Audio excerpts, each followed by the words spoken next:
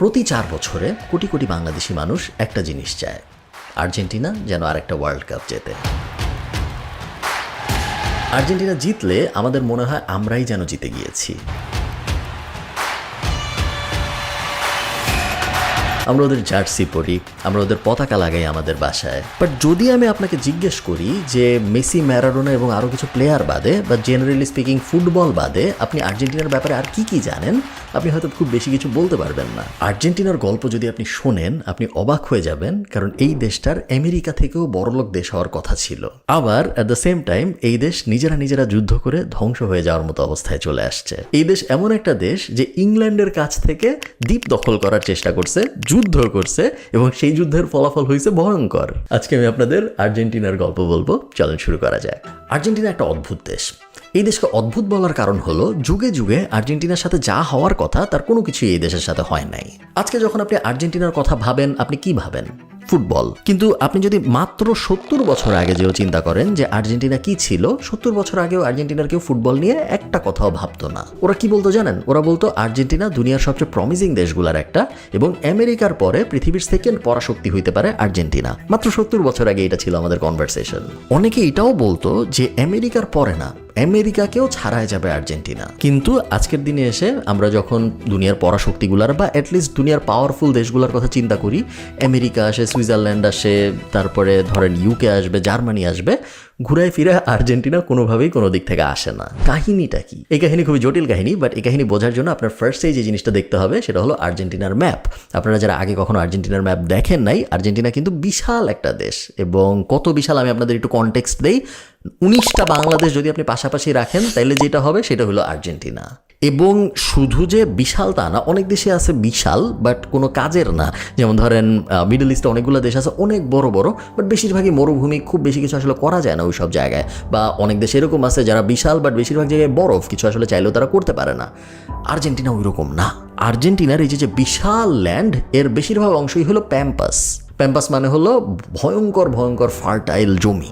হাজার হাজার মাইল ধরে আপনি দেখবেন মাঠের পর মাঠ, জমির পর জমি, ফাঁকা জমি, গ্রাস ল্যান্ড, যেখানে ঘাস হচ্ছে, যেখানে আপনি যাই ফালাবেন তাই হবে, কোনো সমস্যা নেই। এবং আপনি যদি একজন ফার্মার হিসেবে, একজন চাষি হিসেবে চিন্তা করেন যে কীরকম আইডিয়াল ল্যান্ড আমি বানাইতে পারি, যেই আইডিয়াল ল্যান্ডে আমি গরু চড়াইতে পারবো, ছাগল চড়াইতে পারবো, ভেড়া চড়াইতে পারবো, আবার ওই সেম ল্যান্ডের ভিতরেই আমি যা ইচ্ছা তাই ফলাইতে পারবো, আপনি মনে মনে যেই জিনিসটা কল্পনা করবেন সেটাই বেসিক্যালি আর্জেন্টিনা। এখন আপনি মজার ব্যাপারটা দেখেন, 19বিংশ শতাব্দীর শেষ দিকে, সো 1900 সালের শেষের দিকে ইউরোপে কিন্তু অনেক বদল হচ্ছিল। আপনারা যারা একটু ইতিহাস দেখছেন আপনারা জানেন যে ফার্স্ট ওয়ার্ল্ড ওয়ার হইল 14 থেকে 19, এরপরে সেকেন্ড ওয়ার্ল্ড ওয়ার হইল 39 থেকে 45, এরপরে আস্তে আস্তে আরবানাইজেশন শুরু হইল এবং পুরা দুনিয়া ডেভেলপমেন্টের দিকে, স্ট্রাকচারাল ইমপ্রুভমেন্টের দিকে মনোযোগ দেওয়া শুরু করলো। এবং ওই টাইমটাই পুরা দুনিয়ার মানুষজন একটা সেম মুভমেন্ট করা শুরু করলো, সেটা হলো শহরের দিকে যাওয়ার মুভমেন্ট। আস্তে আস্তে গ্রামগুলো খালি হওয়া শুরু করলো, আস্তে আস্তে আরবানাইজেশন ব্যাপারটা, শিল্পায়ন, নগরায়ন, ওই ব্যাপারগুলো কিন্তু শুরু হইলো 1950-এর পরে, যখন সেকেন্ড ওয়ার্ল্ড ওয়ার শেষ হইলো তার পরের দিক থেকে। তো এই যে লাখ লাখ মানুষ নিজেদের ফার্মল্যান্ড, নিজেদের জমি জমা ছেড়ে শহরের দিকে, ইভেন বাংলাদেশেও কিন্তু ওই সময়ই মানুষ ফার্স্টে আস্তে আস্তে ঢাকার দিকে আসা শুরু করে, যদিও তখন বাংলাদেশ হয় নাই, পাকিস্তান আমলের কথা আমি বলতেছি, বাট গ্রামগঞ্জ ছেড়ে আস্তে আস্তে মানুষ শহরের দিকে যাওয়ার ট্রেন্ডটা ওই সময় শুরু হয়। এবং যখন মানুষ গ্রাম ছেড়ে শহরের দিকে যায়, গ্রামে থাকলে তো সে নিজের ফল ফলাদি নিজেই ফলাইতো, বা নিজের ফল ফলাদি আরেকজনের দিত, তার কাছ থেকে আরেকটা জিনিস নিত, ওইভাবে বার্টার পদ্ধতিতে সে কাজ চালায় নিত। সে যখন আস্তে আস্তে শহরে যাওয়া শুরু করে তখন তার প্রয়োজন হয় যে আমি এখন গরুর মাংস কিনবো, আমি এখন আলু কিনবো, এই টাইপ জিনিসপত্র। এবং এই যখন পুরা দুনিয়ার সিচুয়েশন, তখন আর্জেন্টিনার জন্য একদম পারফেক্ট গোল্ডেন অপরচুনিটি চলে আসে যে আমরা এখন পুরা দুনিয়ায় আমাদের এগ্রিকালচার এক্সপোর্ট করব। স্টেপল ফুড আমরা যেগুলোকে বলি, চাল, ডাল, গম ইত্যাদি, এগুলা প্লাস আর্জেন্টিনার বিফ এই সময় পুরা দুনিয়ায় ওয়ার্ল্ড ফেমাস হয়ে যায়, এবং পুরা দুনিয়ার মানুষজন আর্জেন্টিনার বিফ, আর্জেন্টিনার গম এগুলো খাওয়া শুরু করে। আর্জেন্টিনা তখন one of the world's largest exporter এইসব জিনিসের। আজকে আপনারা যারা বিদেশে ঘুরেন আপনারা হয়তো খেয়াল করবেন যে Argentine porter house, Argentine steak, এরকম বিভিন্ন দোকান আছে পুরা দুনিয়ার বিভিন্ন জায়গায়, ইউরোপে বেশি বাট পুরা দুনিয়ার বিভিন্ন জায়গায় আছে। এগুলো ওই সময় আসা শুরু হয়েছে। ওই সময় আর্জেন্টাইনরা আসছে, তারা তাদের বিফ খাওয়ার কালচার নিয়ে আসছে, তারা তাদের স্টেক খাওয়ার কালচার নিয়ে আসছে, এবং ওই দোকানগুলো কিন্তু থেকে গেছে আজকের দিনেও। যাক, এখন আপনি কাহিনীটা দেখেন, একটা দেশ যখন বড়লোক হওয়া শুরু করে তখন কি হয়? তখন আশপাশ থেকে ওই দেশে মানুষ আসা শুরু করে। এটা সব বড়লোক দেশের সাথে হয়েছে। আজকের দিনেও আমরা দেখি যে দুনিয়ার সবচেয়ে বড় বড় দেশ যেগুলা, বড় লোক দেশ যেগুলা, আমেরিকা বলেন, ইউরোপ বলেন, মিডল ইস্টের কিছু দেশ বলেন, গরিব দেশের মানুষ যারা, তারা কিন্তু ওই সব দেশে যাওয়ার চেষ্টা করে রেগুলারলি। কেন চেষ্টা করে? কারণ ওরা জানে যে আমি যদি কোনোভাবে ওই দেশে যাইতে পারি তাহলে আমার জীবনযাত্রার মান অনেক উন্নত হবে। বাংলাদেশের একজন মানুষ কেন আমেরিকায় যাইতে চায়, বাংলাদেশের একজন মানুষ কেন কাতারে যাইতে চায়, বাংলাদেশের একজন মানুষ কেন ইংল্যান্ডে যাইতে চায়, আয়ারল্যান্ডে যাইতে চায়? তো জীবনযাত্রার মান উন্নত হবে এই জন্য। কেন জীবনযাত্রার মান উন্নত হবে? কারণ তার এক্সিস্টিং দেশে জীবনযাত্রার মান অত উন্নত না, এবং ওই দেশটা অলরেডি অনেক বড় লোক। সো ওর যে লোয়েস্ট ব্যারিয়ার, তাও আমার দেশের হাইয়েস্ট ব্যারিয়ারের কাছাকাছি চলে আসে অনেক সময়। এই জিনিস আর্জেন্টিনা হওয়া শুরু হয় ওই সময়, যেহেতু আর্জেন্টিনা বড় লোক। আপনি বিশ্বাস করবেন না, স্পেন থেকে, জার্মানি থেকে, ইটালি থেকে মানুষজন পাগলের মতো আর্জেন্টিনা যাওয়া শুরু করে। অনেক মানুষ ইল্লিগালিও আর্জেন্টিনা যায় ওই সময়ে। কোনোভাবে তারা ভাবে যে আর্জেন্টিনা, মানে এমন না যে থার্ড ওয়ার্ল্ড এশিয়ান কান্ট্রি থেকে যাচ্ছে বা আফ্রিকান কান্ট্রি থেকে যাচ্ছে, ইউরোপ থেকে, স্পেন থেকে, ইটালি থেকে, জার্মানি থেকে মানুষজন আর্জেন্টিনা পাগলের মতো যাওয়া শুরু করে। আর্জেন্টিনা তখন খুব ইমিগ্রেন্ট ফ্রেন্ডলি ছিল। আর্জেন্টিনা সবাইকে খুব সাদরে নিয়ে নেয়, কারণ ওদের এত কাজ, এত অপরচুনিটি যে ইমিগ্রেন্টরা না আসলে ওরা কাজ দিয়ে কুলাইতে পারতেছে না। এই কারণে আর্জেন্টিনা কিন্তু খুবই মাল্টিকালচারাল একটা দেশ। আর্জেন্টিনার ঠিক পাশেই ব্রাজিল। ব্রাজিল কিন্তু এত মাল্টিকালচারাল না কম্পেয়ার টু আর্জেন্টিনা, জাস্ট এই কারণে যে পুরো পৃথিবীর মানুষজন ওই সময় আর্জেন্টিনায় গেছে এবং তারা নিজেদের কালচার নিয়ে গেছে, নিজেদের খাবার নিয়ে গেছে, নিজেদের ঐতিহ্য নিয়ে গেছে। যেই কারণে আজকের দিনে আপনি যদি আর্জেন্টাইন স্প্যানিশ শুনেন, আপনি ইটালিয়ান স্প্যানিশের টান পাবেন। আজকে যদি আপনি আর্জেন্টিনার ওই অঞ্চলে যান, আপনি দেখবেন ওই অঞ্চলে এই দেশের মানুষ অনেক বেশি থাকতেছে। তো পুরো একটা মাল্টিকালচারাল হাব হয়ে যায় দুনিয়া ওই সময় আর্জেন্টিনা। আজকের দিনে আমরা দুবাই, কাতার বলতে যা বুঝি, উঁচা উঁচা বিল্ডিং, আধুনিক ইনফ্রাস্ট্রাকচার, সব কিছুর সুযোগ সুবিধা আছে। ওই সময় বুয়েন্স আইরেস, আর্জেন্টিনার যেটা রাজধানী, ওই সময় ছিল ওইটা। বড় বিল্ডিং বলেন, ক্যাফে বলেন, কালচার বলেন, সব কিছু ছিল ওদের। এবং পুরা দুনিয়ার ব্রিটিশ, আমেরিকান যারা বড় বড় ইনভেস্টর, যারা বড় বড় আর্কিটেক্ট, যারা উঁচা উঁচা বিল্ডিং বানানোর স্বপ্ন দেখে, তারা সবাই ওই সময় আর্জেন্টিনায় ইনভেস্ট করা শুরু করে। এখন আমি জানি আপনি কি ভাবতেছেন যে এত বড় লোক একটা দেশ, এত ভালো একটা দেশ, এত প্রসপারিটি ছিল এরকম একটা দেশ, ওর কি হইল, ও কিভাবে এরকম গ্যারাকলে পড়লো? এই জিনিসটা আমরা যদি সত্যি সত্যি বুঝতে চাই তাহলে আমাদের আরেকটু পিছনে যাইতে হবে কয়েকশো বছর। 16শো শতাব্দীতে প্রথম আর্জেন্টিনায় আসে স্প্যানিশ সেটেলাররা।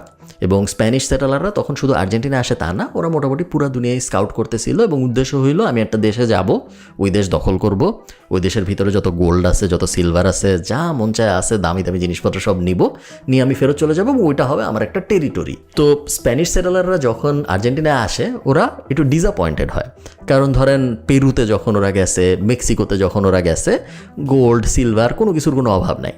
আর্জেন্টিনা খালি জমি এবং ফার্টাইল ল্যান্ড। এবং 16শো শতাব্দীতে কিন্তু আজকের দিনের মতো ফার্টাইল ল্যান্ডের, মানে এগ্রিকালচারের জন্য উন্নত জমির অত ডিমান্ড ছিল না, তো পুরো দুনিয়ায় ফাঁকা। সো ওরা স্প্যানিশ সেটেলাররা ওখানে যায় একটু বিরক্তই হয় যে কী রে দেশ এটা, চারিদিকে খালি জমি আর জমি, কোনো কিছু নেই, এটা কেমন দেশ? তো যাই হোক, ওরা দখল করে আর্জেন্টিনা ঠিকই, বাট দখল করা ফালায় রাখে, তেমন একটা দাম দেয় না, কারণ ওদের এর থেকে অনেক বেশি গুরুত্বপূর্ণ সেটেলমেন্ট ছিল যেগুলোকে আরও বেশি দাম দেওয়ার দরকার ছিল ওই সময়। কিন্তু ইন্টারেস্টিং ব্যাপারটা কি দেখেন, যত দুনিয়া আগায় তত নদীপথে বাণিজ্য বাড়া শুরু করে।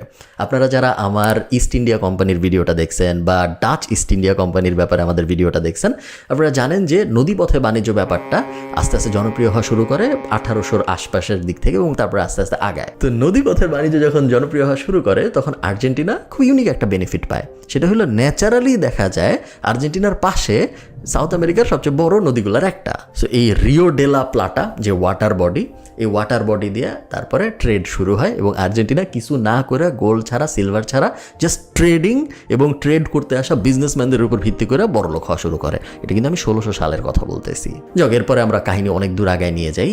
এরপরে আস্তে আস্তে সব দেশ স্বাধীন হওয়া শুরু করে। 1800 সালে আমেরিকা স্বাধীন হয়, আপনারা জানেন। তারপর ইউরোপের বিভিন্ন দেশ স্বাধীন হওয়া শুরু করে। সবাই বলা শুরু করে যে আমরা আর অমুকের আন্ডারে থাকবো না, তমুকের আন্ডারে থাকবো না। এর মধ্যে আবার নেপোলিয়ন স্পেনকে অ্যাটাক করে এবং নেপোলিয়ন স্প্যানিশ কলোনি দখল করা শুরু করে। ওই সময় যায় 1808 সালে হলো নেপোলিয়ন স্পেন দখল করে এবং 1816 সালে তার 8 বছর পরে যে আর্জেন্টিনা স্বাধীনতা ঘোষণা করে নিজেদের। এবং এইখানে সবচেয়ে বড় টুইস্ট, যে টুইস্ট আপনি কল্পনাও করতে পারবেন না। বেশিরভাগ দেশে কি হয় আমরা জানি, পূর্ব পাকিস্তানকে পশ্চিম পাকিস্তান শোষণ করত, পাকিস্তান বাংলাদেশকে শোষণ করত। তো বাংলাদেশ স্বাধীন হওয়ার চেষ্টা করছে কেন? শোষণ থেকে বাঁচার জন্য এবং অবিচার থেকে বাঁচার জন্য। স্বাধীন হয়েছে, এরপরে কি হয়েছে? এখন আমরা নিজেদের ঝামেলার মধ্যে আছি, ওই শোষণের ঝামেলার মধ্যে আমরা আর নাই। পুরো দুনিয়ার সব দেশের সাথে তাই হয়েছে। ব্রিটিশরা যে হাজার হাজার জায়গা দখল করে রাখছিল, এই জমি, এই অঞ্চল, ওই অঞ্চল, সবাই কেন স্বাধীন হইতে চাইছে? কারণ ওরা আমারে দখল করে রাখছে, আমার সব বেনিফিট ওরা নিয়ে যায়, আমি যা ফলাই সব ওরা নিয়ে যায়, আমি হাই ট্যাক্স দিই, আমি কোনো বেনিফিট পাই না। আর্জেন্টিনার ক্ষেত্রে ব্যাপারটা উল্টা। আর্জেন্টিনা স্বাধীন হওয়ার পরে ওর ঝামেলা শুরু হয়েছে, যখন পরাধীন ছিল ওর কোনো ঝামেলা ছিল না। কারণ স্পেন এই দেশটাকে, স্প্যানিশ যে দখল ছিল আর্জেন্টিনার উপর, ওরা এই দেশটাকে কেয়ারই করতো না, নিজেদের মতো ফলাইতো, নিজেদের মতো থাকতো, তেমন কোনো আহামরি সমস্যা ছিল না। যখন ওরা স্বাধীন হইল তখন দেখা গেল আর্জেন্টিনার বিভিন্ন অঞ্চলে বিভিন্ন নেতা, ওই অঞ্চলের নেতা বলে আমি এই চাই, ওই অঞ্চলের নেতা বলে আমি এই চাই না ওই চাই, ও বলে আমার এটার দখল লাগবে, এ বলে আমার এটার দখল লাগবে, নিজেদের মধ্যে কামড়াকামড়ি শুরু হয়ে গেল, যেটা স্প্যানিশ অধ্যুষাসন যখন ছিল তখন ছিল না এই কাহিনী। সিভিল ওয়ার শুরু হয় আর্জেন্টিনায়। আজকের দিনে আপনি যখন আর্জেন্টিনার ফুটবল খেলা দেখেন, আপনি হয়তো খেয়াল করছেন একটা কথা খুব জনপ্রিয়, যে আর্জেন্টিনার প্লেয়াররা অনেক সময় নিজে যে কি চায় এ তো নিজেও জানে না। আবার এই সেম প্লেয়াররাই অনেক সময় সবাই কী চায় কেমনে জানি বুঝে ফেলে, কারোর কাউকে কিছু বলা লাগে না। এই যে মেন্টালিটি, নিজেরা নিজেদের সাথেই মারামারি করব, আবার নিজেরা সবাই মিলে এক জিনিস চাইলে সেই জিনিস আমরা পাওয়ার চেষ্টা করব এবং এই জিনিস পাওয়ার জন্য জীবন দিয়ে দেবো, এই পুরো ব্যাপারটা আসছে ওই সিভিল ওয়ারগুলোর থেকে। এখন কথা হইল আর্জেন্টিনায় ফুটবল কিভাবে আসলো। ফুটবল তো আর্জেন্টিনার নেটিভ কোনো খেলা না, আর্জেন্টিনায় ফুটবল যাওয়ার কথাও ছিল না। তো ফুটবল এই দেশের মধ্যে কিভাবে ঢুকলো? বাংলাদেশে ঠিক যেভাবে ক্রিকেট আসছে, আর্জেন্টিনায় ঠিক একইভাবে ফুটবল আসছে। মানেটা কি? মানেটা হলো ব্রিটিশরা যখন আর্জেন্টিনায় গেল, ব্রিটিশরা নিজেদের সাথে, ওরা তখন অলরেডি ফুটবল খেলে, সো ব্রিটিশরা নিজেদের সাথে ফুটবলের কালচারটা নিয়ে গেল। ওদের বাচ্চা কাচ্চারা ফুটবল খেলতো, তারপর ওদের অফিসে যখন ছুটি হইতো, অফিসের যেসব এমপ্লয়ি ছিল ব্রিটিশ সাহেবরা, সেই সাহেবরা অফিসের সামনে ছোটো ছোটো মাঠ থাকতো, সেই সব মাঠে ফুটবল খেলতো, যেটা আর্জেন্টাইন পাইক পেয়াদা, আর্জেন্টাইন কর্মচারীরা দেখতো। তো বড়দের সাথে তো আসলে কিছু করা যায় না, কারণ ওখানে ব্রিটিশরা সাহেব, আর্জেন্টিন রাইনরা সাধারণ কর্মচারী, বাট বাচ্চাদের ক্ষেত্রে ওই ব্যাপারটা থাকে না। ব্রিটিশদের বাচ্চা, আর্জেন্টাইনদের বাচ্চা সবাই একসাথে খেলতো, কোনো সমস্যা হইতো না। বাচ্চাদেরকে কিন্তু দূরে মাঠে যায় খেলতে দিত না, বাচ্চাদেরকে বলতো তুমি বাসার সামনেই খেলো, কোনো সমস্যা নেই। এই যে ব্রিটিশ বাচ্চাদের সাথে আর্জেন্টিনার বাচ্চারা খেলা শুরু করলো, এইভাবেই আর্জেন্টিনার মানুষজন আস্তে আস্তে ফুটবল ব্যাপারটা বোঝা শুরু করলো। এবং এখানে আরেকটা ইন্টারেস্টিং ব্যাপার আছে, আপনারা জানেন যে আর্জেন্টিনার একটা খুব জনপ্রিয় ব্যাপার হলো যে ছোট ছোট পাস দিয়ে খেলা, লং পাস দিব না বা দূরে দৌড়াদৌড়ি করবো না, ছোট ছোট পাস দিতে দিতে আগাবো, ক্লোজ কম্বিনেশনের ভিতরে খেলা হবে। এই জিনিসটা কেন হয়েছে জানেন? কারণ ওই যে বাসার সামনে খেলতে হইতো, ব্রিটিশদের সাথে আর্জেন্টিনার বাচ্চাদেরকে কিন্তু দূরে যাইতে দিত না বাপ মা। কেন দিত না? সেফ না, বিশ্বাস করতো না পুরোপুরি। তো নিজেদের বাসার সামনে তো অত জায়গা নাই, ছোট জায়গা, গলির মধ্যে খেলতে হচ্ছে। এই গলির মধ্যে খেলার একমাত্র উপায় হলো ছোট ছোট পাস দিয়ে খেলতে হবে, ছোট ছোট পাস দিয়ে আগানোর চেষ্টা করতে হবে। ওই যে হ্যাবিট, ওই হ্যাবিট আজকে পর্যন্ত যায় নাই। ছোট ছোট পাস, অনেক পাস, ওই ব্যাপারটা আজকে পর্যন্ত থেকে গেছে। আজকে কিন্তু আর মাঠঘাটের কোনো অভাব নেই, বাট ওই যে ডিএনএ, ওই ডিএনএ আর চেঞ্জ করা সম্ভব হয় নাই। যাই হোক, আস্তে আস্তে আর্জেন্টিনায় ফুটবল জনপ্রিয় হওয়া শুরু হইলো এবং আস্তে আস্তে আর্জেন্টিনায় ফুটবলের ক্লাব কালচার আসা শুরু হইলো। দুইটা ক্লাবের নাম আমরা অনেকেই জানি, একটা নাম হলো রিভার প্লেট এবং আরেকটা নাম হলো বোকা জুনিয়র্স। একটা ব্যাপার কি আপনি কখনো ভাবছেন যে ফুটবল তো দুনিয়ায় অনেক দেশই খেলে, কারণ ইউনাইটেড কিংডম ফুটবল খেলে, ফ্রান্স ফুটবল খেলে, জার্মানি ফুটবল খেলে, এই ওয়ার্ল্ড কাপে 40টা দেশ খেলবে, বাট 40টা দেশ তো ওয়ার্ল্ড কাপে খেলতেছে, ফুটবল ধরেন 100 দেশ খেলে বা 150 দেশ খেলে। সবার কাছে কিন্তু ফুটবল অত সিরিয়াস জিনিস না। আপনি যদি ইংল্যান্ডে যান, ইংল্যান্ড ক্রিকেট নিয়েও খেলতেছে, ইংল্যান্ড গল্ফও খেলতেছে, ফুটবলও খেলতেছে, হ্যাঁ ঠিক আছে, বাট সারাদিনও ফুটবল নিয়ে কথা বলে এরকম না। আপনি যদি ফ্রান্সে যান, ওয়ার্ল্ড কাপের টাইমটা যদি আপনি বাদ দেন, ফুটবল নিয়ে কোনো কথা হইতেছে এরকম আপনি অত হয়তো দেখবেনও না। যদি মেসি পিএসজিতে খেলতে না যাইতো বা যদি নেইমার পিএসজিতে খেলতে না যাইতো, এমবাপ্পে যদি জনপ্রিয় না হইতো, ফ্রান্সে যে ফুটবল ক্লাব আছে, সাধারণ মানুষ, ফুটবল ফ্যানদের কথা বলতেছি না আমি, সাধারণ মানুষ তো কেয়ারই করতো না যে কি পিএসজি না। যদি আল নাসেরে ক্রিস্টিয়ানো রোনালদো খেলতে না যাইতো, আল নাসের বলে যেটা ক্লাব আছে আমরা জানতামই না, কেউ কেয়ারই করে না। আমি যেটা বোঝাইতে চাচ্ছি সেটা হলো পৃথিবীর অনেক দেশ ফুটবল খেলে, বাট সব দেশে ফুটবল ব্যাপারটাই তাদের মেইন জিনিস এইরকম না। বাট আর্জেন্টিনায় ফুটবল ব্যাপারটাই ওদের মেইন জিনিস। ওয়ার্ল্ড কাপ হোক না হোক, ওয়ার্ল্ড কাপ জিতুক না জিতুক, খেলতে পারুক না পারুক, 24 ঘন্টা এরা ফুটবল নিয়ে ভাবে, আর কোনো কিছু নিয়ে ভাবে না। প্রথমে আপনার বুঝতে হবে এই কাহিনীর মেইন রিজন হলো আর্জেন্টিনার মাল্টিকালচারিজম। যখন আর্জেন্টিনায় পুরো দুনিয়া থেকে মানুষ আসা শুরু করে, তখন এই যে পুরো দুনিয়া থেকে মানুষ আসতেছে, এরা কমনলি কোনো একটা কিছু করবে এরকম খুব বেশি জিনিস ছিল না। আপনি আর্জেন্টিনা তখন গুয়াচু টাইপ জিনিসপত্র, মানে যে কাউবয় টাইপ খেলা টেলা ছিল, বাট ওগুলো আর্জেন্টিনার নিজেদের ট্রেডিশন। সবাই মিলে খেলতে পারবো। স্প্যানিশ ছেলেটাও আমার সাথে খেলতে পারবে, আমেরিকান ছেলেটাও আমার সাথে খেলতে পারবে, জার্মান ছেলেটাও আমার সাথে খেলতে পারবে, আর্জেন্টাইন ছেলেটাও আমার সাথে খেলতে পারবে। ওই একই খেলা, এত রুল টুলের ঝামেলা নাই, খেলার মধ্যে এত কথা বলতে হয় না, ওইভাবে একটা কমিউনিটি বিল্ড হবে।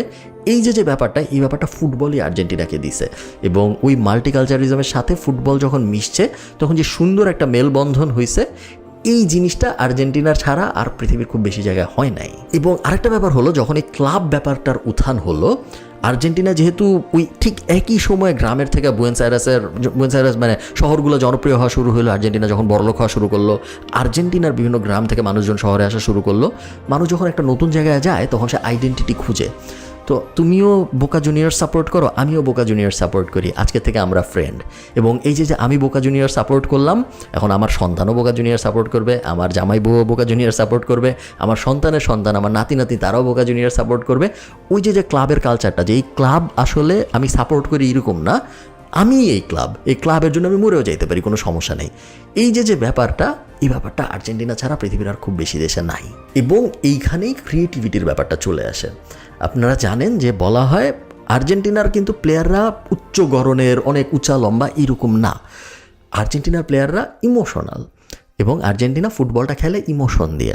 কেন আর্জেন্টিনা ফুটবলটা খেলে ইমোশন দিয়ে? কারণ এই যে হিস্ট্রি আমি আপনাদের বললাম, এইটা ফুটবল জাস্ট ফুটবল না, ফুটবল তিনটা কালচারের মেলা।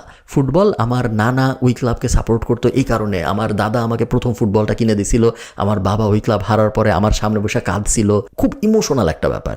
এবং যখন এই ইমোশনটা হিট করে তখন একটা অদ্ভুত জিনিস হয়, যেটা লজিক দিয়ে হয় না। সেটা হলো আপনি ক্রিয়েটিভিটি দেখান এক্সট্রা। আপনি যদি ইটালিতে ফুটবল খেলেন, আপনাকে বলা হবে যে এই হলো ডেটা অ্যানালিটিক্স আমরা বুঝছি যে ও ডাইনে যাবে এখন, ও বামে যাবে এখন, ও 18টা পাস দিবে এইভাবে, ও 19টা। পুরো জিনিসটা খুব অ্যানালিটিক্যাল, পুরো জিনিসটা ডেটা নির্ভর, ইমোশন কম ডেটা বেশি। ইমোশন নাই তা না, ইমোশন কম ডেটা বেশি। বাট আর্জেন্টিনায় যে ফুটবল খেলতেছে সে এত ইমোশনের ধারে না। তারে বলা হয় যে এই জিনিস সম্ভব না। সে বলে কিসের সম্ভব না? আমি আজকে সকাল থেকে সন্ধ্যা পর্যন্ত, আগামী 6 মাস, আগামী 6 বছর সকাল থেকে সন্ধ্যা পর্যন্ত আমি এই জিনিসই চেষ্টা করব, আমি দেখাবো যে সম্ভব। এবং তারপরেও আসলেও তাই করতে থাকে। এবং এই কারণেই এই অঞ্চলটা থেকে, আর্জেন্টিনার থেকে যে পরিমাণ স্কিল এবং ট্যালেন্ট বাইর হয়, ওইটা ইউরোপ কখনো ম্যাচ করতে পারে না। তো এই ক্রিয়েটিভিটি যখন আস্তে আস্তে বাড়া শুরু করে আর্জেন্টিনায়, তখন আস্তে আস্তে আর্জেন্টিনার মানুষজন ইন্টারন্যাশনাল লেভেলের ফুটবলার প্রডিউস করা শুরু করে। এবং আর্জেন্টিনার ইন্টারন্যাশনাল লেভেলে সবচেয়ে বড় নাম যে, সে আর কেউ না, ডিয়েগো ম্যারাডোনা। শহরের বাইরে, জাস্ট বুয়েন্স আয়ারেসের একটু বাইরে, সিটির থেকে একটু দূরে একটা গরিব ঘরে জন্ম ম্যারাডোনার। আপনার বুঝতে হবে যে ওই সময় কিন্তু আর্জেন্টিনা গরিব না। সো গরিব না হওয়া দেশে গরিব ঘরে জন্মানো এটা কষ্টের কাজ। ওর বাবা মা খুব আহামরি ভালো ছিল এরকম আসলে না। বাট ছোটবেলা থেকেই সবাই বুঝে ফেলে যে ম্যারাডোনা একটু অন্যরকম। ওর পায়ে যখন ফুটবল যায়, ও যখন ফুটবলটা খেলে, ও ডিফারেন্টলি খেলে, বাকিদের মতো করে খেলে না। এই ভিডিওটা ফুটবল নিয়ে না, বাট তারপরেও আমি আপনাদের 86 ওয়ার্ল্ড কাপ নিয়ে একটা খুব ইন্টারেস্টিং গল্প বলবো, কারণ এই গল্প না জানলে আপনি আর্জেন্টিনার পুরো গল্প বুঝবেন না। 86 ওয়ার্ল্ড কাপের মাত্র কয়েক বছর আগে আর্জেন্টিনায় তখন মিলিটারি ডিক্টেটরশিপ চলতেছে, পলিটিক্যাল আনরেস্টও চলতেছে। এই আর্জেন্টিনার ইতিহাসে সবচেয়ে বাজে সময়গুলোর একটা আসলে যাচ্ছিল 86 ওয়ার্ল্ড কাপের কয়েক বছর আগের দিন যদি আপনি দেখেন। এবং ফাল্কল্যান্ড ওয়ার বলে একটা ওয়ার হয়। ফাল্কল্যান্ড একটা আইল্যান্ডের নাম। ওই আইল্যান্ডের দখল নিয়ে একটা যুদ্ধ হয়। এই আইল্যান্ড আর্জেন্টিনা ফার্স্টে দখল করে ব্রিটিশদের অধীন থেকে। এবং দুইটা আইল্যান্ড ছিল অ্যাকচুয়ালি, যেটা নিয়ে যুদ্ধ হয়। এই যুদ্ধ 10 সপ্তাহের মতো চলে।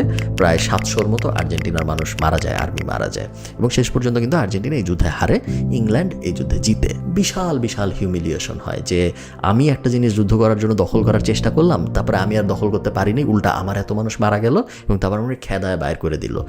এই যে জিনিসটা হয় আর্জেন্টিনা এবং ইংল্যান্ডের মধ্যে, এই জিনিস শেষ হওয়ার কয়েকদিন পরে যায় ওয়ার্ল্ড কাপ। আপনারা বুঝতেই পারতেছেন আমি কিসের কথা বলবো। সেই বিখ্যাত আর্জেন্টিনা ভার্সেস ইংল্যান্ডের ম্যাচ, যেখানে এই বিখ্যাত প্লেয়ার ডিয়েগো ম্যারাডোনা 2টা গোল করে, যার প্রথম গোলটাকে বলা হয় হ্যান্ড অফ গড, যেটা হাত দিয়া বল ধাক্কা দিয়া গোল দেয়।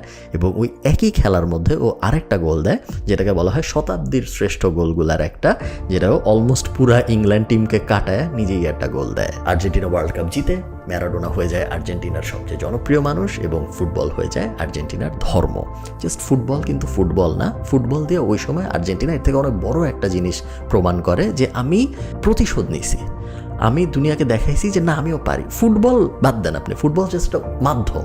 মেইন কথা হইলো আমি আমার গর্ব ফিরে পাইছি, আমি আমার প্রাইড ফিরে পাইছি। এবং এই জিনিস আমাকে কে ফিরে এনে দিছে? এই লোকটা, ডিয়েগো ম্যারাডোনাকে এমন একটা জায়গায় নিয়ে যায় আর্জেন্টিনা, যার পরের 2022 পর্যন্ত ওই জিনিস আর কেউ নিতে পারে নাই। এরপরের কাহিনী আপনারা সবাই জানেন, ব্যর্থতার গল্প, একের পর এক ব্যর্থতা, এবং শুধু যে ফুটবলের ব্যর্থতার কথা আমি বলতেছি না, দেশ হিসেবে আর্জেন্টিনা ব্যর্থ হওয়া শুরু করে। দেশের গভর্নেন্স বাজে হয়, সরকার বাজে আসে, দুর্নীতি হওয়া শুরু হয়, ইনফ্লেশন বাড়া শুরু হয়, পুরা দেশে ক্রাইম বাড়া শুরু হয়। ওভারঅল দেশ ইভেন 2বার এরকম হয়েছে বা 3বার এরকম হয়েছে, আর্জেন্টিনা দেউলিয়া হওয়ার কাছাকাছি পর্যন্ত চলে গেছে, এবং তারপর আশপাশে লোন টোন দিয়ে, IMF লোন টোন দিয়ে আর্জেন্টিনাকে টিকায় রাখছে। ভয়ঙ্কর বাজে সিচুয়েশন। এবং এই বাজে সিচুয়েশন যাইতে তারপরে আসে আরেক বিস্ময় বালক, যার নাম লিওনেল মেসি। ম্যারাডোনা ছিল চিল্লাচিল্লি টাইপ, পার্টি করা টাইপ, সবাইরে ধমকাবে, সবার সাথে কথাবার্তা বলবে, সবসময় খুব লাইভলি। মেসি পুরো উল্টা, মেসি হইল কথা বলে না, এবং মেসি চুপ করে বসে থাকে, এবং ছোটোবেলা থেকে ও এরকম এক্স্যাক্টলি ম্যারাডোনার উল্টা। ইনফ্যাক্ট অনেকে এটা বলে যে মেসিকে দেখলে মনে হয় না যে ও এই দুনিয়ায় আছে, সবসময় মনে হয় অন্য কিছু চিন্তা করতেছে, এই দুনিয়ার মধ্যে নাই। অনেকে এইটাও বলে যে শুধু নর্মাল সময় এটা মনে হয় তা না, ও যখন খেলে, ইভেন ও যখন ওয়ার্ল্ড কাপ বা কোপার মতো গুরুত্বপূর্ণ খেলা খেলে, মাঠের মধ্যে ওরে দেখলে মনে হয় ও খেলা খেলতেছে না, ও অন্য কিছু ভাবতেছে, ও জাস্ট হাঁটাহাঁটি করতেছে। এরকম উল্টা ও ম্যারাডোনার। তো এই কারণে শুরুতে ওকে নিয়ে খুব বেশি আশা আসলে কেউ করে নাই।